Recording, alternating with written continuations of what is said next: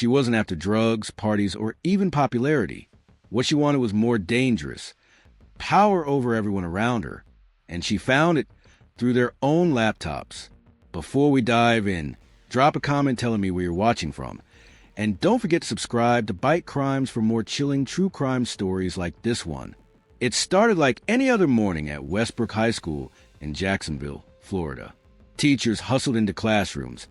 Students fiddled with Chromebooks the district had handed out during the pandemic, and the buzz of teenage gossip filled the halls. But by the time the bell rang for the first period, rumors had already spread like wildfire. Somebody knew things they weren't supposed to know.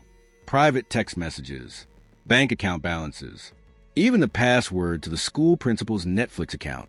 And the whispers all pointed to one name, Alyssa Torres. On the surface, Alyssa was unremarkable, a quiet 17-year-old senior. She kept her black hoodie up even in Florida's blistering heat. She wasn't a cheerleader, not part of the popular crowd, but she wasn't an outcast either. Her teachers described her as bright but lazy. Her classmates, they barely noticed her. But at home, things were different. Alyssa lived with her grandmother, a retired nurse, after her parents split and moved out of state. Money was always tight, and that's when Alyssa found her escape: hacking. At 15, she discovered YouTube tutorials on how to prank friends by stealing their Wi-Fi passwords. By 16, she was reading Reddit threads about keyloggers, programs that record every keystroke a person makes. By senior year, she wasn't just reading about them. She was writing her own. The school had rolled out district laptops during COVID. Every student was assigned one. Every teacher, two.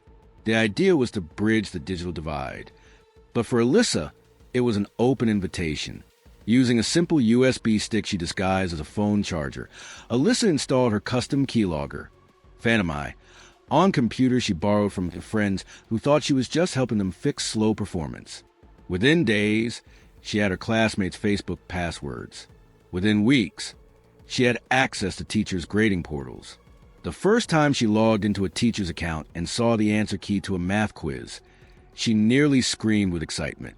But instead of using it for herself, Alyssa did something smarter. She started selling answers. $5 per test. PayPal or Bitcoin only. At first, it was just kids from her class. But soon, word spread. Juniors, sophomores, even a few freshmen started slipping her payments in exchange for logins. But Alyssa wasn't greedy. She didn't flaunt her new money. She just wanted the feeling, that rush of control. And then one night, as she scrolled through stolen data, she realized something terrifying. She had accidentally captured her English teacher's Gmail login. Curiosity got the better of her. She clicked in, and that's when everything changed. Inside the inbox, Alyssa found payroll spreadsheets for the entire faculty. Salaries, social security numbers, bank routing details. Her pulse quickened. She knew she wasn't supposed to look, but she couldn't stop. And when she discovered emails between administrators about budget cuts, she had an idea. She could sell these secrets. Not to classmates, not for pizza money, but to people online who would pay real cash for real data. That night, Alyssa opened a Tor browser for the first time. She registered an account on a dark web marketplace called Onyx Bay under the username SchoolGirlX. Her first listing? Fresh SSNs plus payroll data from Florida district staff. 50 records. BTC only. By January 2022, strange things started happening around Westbrook High. One teacher's bank account was drained overnight. Another had their identity stolen. Credit cards open in their name. The district IT team brushed it off as coincidence. But whispers in the student body said otherwise. Some swore Alyssa had files on everyone. Others claimed she could see your texts before you even sent them. And Alyssa, she stayed quiet, just watching, just feeding the fire. What Alyssa didn't know was that Onyx Bay wasn't just a marketplace. It was also being monitored by federal agents. Special Agent Jordan Reed, part of the FBI's Jacksonville Cyber Task Force, flagged her listing immediately. He told reporters later, "When you see a vendor claiming to have live school district payroll data, you don't ignore it. That's a gold mine for identity thieves. Reed's team began tracking Schoolgirl X. Her Bitcoin wallet was small, just over $4,200. But the data she was selling was real. They didn't know who she was yet, but they knew she was in Florida. And she was still active. Investigators first suspected a teacher. Who else would have access to payroll files? Who else could bypass security? 2 staff members were quietly placed on leave after forensic analysis showed they'd logged in from suspicious locations. Both were innocent. Meanwhile, Alyssa was still sitting in her grandmother's kitchen, sipping Mountain Dew and watching the investigation unfold on local news. She should have been scared, but instead, she felt something else. Invincible. What do you think? Was Alyssa just a smart kid who went too far, or did she know exactly what she was doing all along? Let me know your thoughts in the comments below. It only makes one mistake. Late one night, Alyssa used her grandmother's Wi-Fi while uploading a new batch of data to Onyx Bay. She thought her VPN was active. It wasn't. For 6 minutes, her real IP address, registered to her grandmother's modest Jacksonville home, was visible to anyone watching, and the FBI was watching. Special Agent Reed didn't move immediately. They needed proof. They needed more than an IP, so they waited. In March 2022, the FBI created a sting account on Onyx Bay, posing as a buyer. They offered to purchase a bulk package of student logins from Schoolgirl X. Alyssa hesitated. Selling to strangers was one thing. Selling hundreds of her classmates' logins? That was riskier. But the buyer offered triple her asking price. She agreed. She zipped up the stolen credentials, encrypted the file, and uploaded it straight into the FBI's hands. Now they had the evidence. Now they just needed the girl. On the morning of April 7th, Alyssa walked into school like nothing was wrong. She didn't know that, across town, an FBI tactical team was already preparing to pay her grandmother's house a visit. Would they catch her red-handed? Or had Alyssa planned an escape they didn't see coming? April 7th, 2022. The sun was just rising when Alyssa's grandmother shuffled into the kitchen to brew coffee. She had no idea that black SUVs were circling the block. No idea that agents in bulletproof vests were whispering into radios, watching her modest house from every angle. Inside, Alyssa sat at her laptop, casually scrolling Discord. She was chatting with a buyer about another bundle of stolen data. For her, this was just another ordinary school morning. But at 6:43 a.m., everything changed. FBI, open up. The front door rattled as agents stormed inside. Alyssa froze, her hands hovering over the keyboard. Her grandmother screamed as red laser dots danced across the walls. Step away from the computer, an agent shouted. For the first time in months, Alyssa was in control.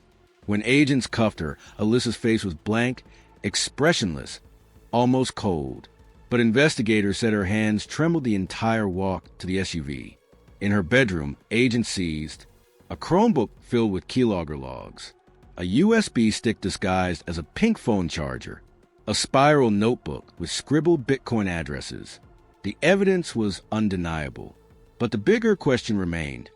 Why? At the Jacksonville field office, Special Agent Jordan Reed sat across from Alyssa. She was still in her hoodie, hair covering her eyes, looking more like a kid in detention than a cybercriminal accused of federal crimes. Why'd you do it? Reed asked. At first, silence, then a shrug. They never noticed me, she whispered. Now they had to. Reed leaned forward. You could have ruined lives. Teachers lost money. Parents' identities were stolen. You understand that. Alyssa's jaw tightened. They always told us to follow the rules. But the rules never worked for me. This way, I was the one in charge. It wasn't greed. It wasn't even money. It was power. Word of Alyssa's arrest hit Jacksonville like a hurricane. Local headlines screamed. Teen hacker sold school secrets online. 17-year-old girl accused in dark web identity theft case. At Westbrook High, students were stunned. Some defended her. She was smart, smarter than the teachers. Others felt betrayed. She stole from us. She's not some hero. In court, prosecutors painted Alyssa as calculating, manipulative, and dangerous. They showed how her keylogger harvested over 2,500 student logins, dozens of teacher emails, and sensitive payroll data. Her defense lawyer argued she was just a kid, curious and lonely, who spiraled into something she didn't understand. The jury didn't buy it. Because Alyssa was 17, the court debated whether to try her as a minor or an adult. In the end, the charges were too serious. She was sentenced as an adult, 3 years in federal juvenile custody, with possible transfer to adult prison at 21. Restitution fines to cover damages for identity theft victims. A ban on computer use without supervision until age 25. Her grandmother wept in court. Alyssa? She barely blinked. The case left scars at Westbrook High. Teachers became paranoid. Students were required to reset their passwords every 2 weeks. The district banned USB sticks altogether. Parents demanded to know how a teenager could have slipped past IT for so long. The district superintendent gave a statement. This was a wake-up call. We failed to protect our students and staff. That changes now. For cybersecurity experts, Alyssa's story became a case study in how vulnerable schools are. Laptops meant to empower kids had become weapons in the wrong hands. Years later, some of Alyssa's classmates still remember the day the FBI came. One former friend told a reporter, she didn't want to hurt anyone. She just wanted to matter, but she picked the worst way possible. Psychologists who reviewed her case pointed to a mix of loneliness, brilliance, and anger. A girl who felt invisible in real life, but unstoppable behind a screen. And in the end, that hunger for power destroyed everything she had. Alyssa's story raises tough questions. Should schools do more to monitor technology? How do you punish a child genius who uses her skills for harm? And most importantly, what does it say about us when a teenager finds validation not in friends, but in selling secrets online? These aren't just questions for Jacksonville. They're questions for every parent, teacher, and community connected to the digital world. Today, Alyssa is serving her time. Her dark web accounts are long gone. Onyx Bay has been shut down, but her name still floats in cybercrime forums, whispered almost like a legend. And that's the most haunting part, because for every Alyssa Torres caught, there are countless others waiting to take her place. Kids who feel invisible, kids who want power, kids who don't realize the cost until it's too late. What do you think? Was Alyssa a victim of her own loneliness, or a cold-blooded cybercriminal who knew exactly what she was doing? I want to hear your thoughts in the comments. And if this story hit you as hard as it hit me, make sure to smash that like button, share this video with a friend, and subscribe to BYTE Crimes. Because the internet hides more chilling stories like this one, and together, we'll uncover them one by one.